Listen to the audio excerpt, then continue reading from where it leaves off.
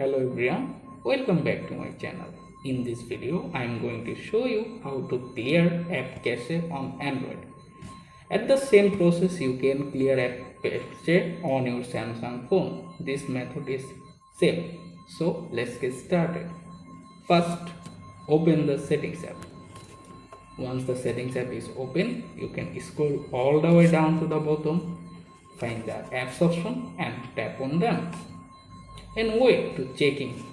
After it's open, you can scroll and find the apps if you want to clear the cache. Just tap on them name to open it up. After the app is open, scroll down, locate the storage option and tap on it.